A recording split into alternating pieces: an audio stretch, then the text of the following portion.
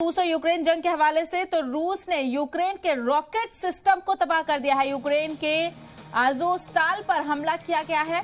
रूसी वजारत दिफा ने इस हमले का वीडियो जारी किया है। तो यूक्रेन के आज़ोस्ताल पर हमला किया गया है। लगातार रूस की जानिब से हमलों में कोई कमी नहीं देखी जा रही है। हालांकि जिस तरीके से कई दौर की बातचीत हो चुकी है, रूस ने हमला कम करने की बात पर इत्तेफाक राय किया था, लेकिन फिर भी एक तरफ बातचीत का दौर जारी है और दूसरी तरफ रूस की जानिब से लगातार हमले किए जा रहे हैं। तो ये वीडियो देखिए। रूसी वजारत दिफा ने ये वीडियो जारी किया है जहां पर यूक्रेन के आज़ोस्ताल पर हमला किया गया है। तबाही के मंजर लगातार यूक्रेन से सामने आ रहे हैं। किस तरीके से तमाम तर इम्लाक यूक्रेन में तबाह हो रही है, इंफ्रास्ट्रक्चर पूरी तरीके से बर्बाद हो गया है। तो रूस ने यूक्रेन के रॉकेट सिस्टम को भी तबाह कर दिया है। यानी एक तरफ ऑलरेडी यूक्रेन बहुत ज्यादा बहरान में है, उसके मदद के जरिए से ही वो हथियार हासिल कर रहा है।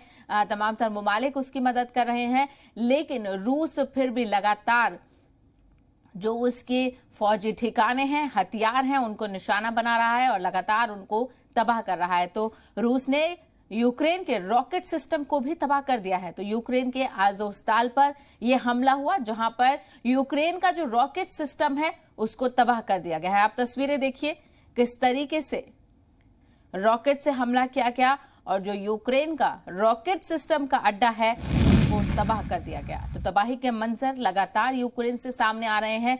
38 दिन इस जंग को हो चुके हैं, कोई भी ऐसी खुशगवार तस्वीर सामने नहीं आ रही है। 38 दिनों से सिर्फ तबाही और मायूसी के मंजर ही यूक्रेन से सामने आ रहे हैं। तो रूसी वजारत दिफा ने ये वीडियो जारी किया है जो आप अपने टीवी स्क्रीन पर देख रहे हैं।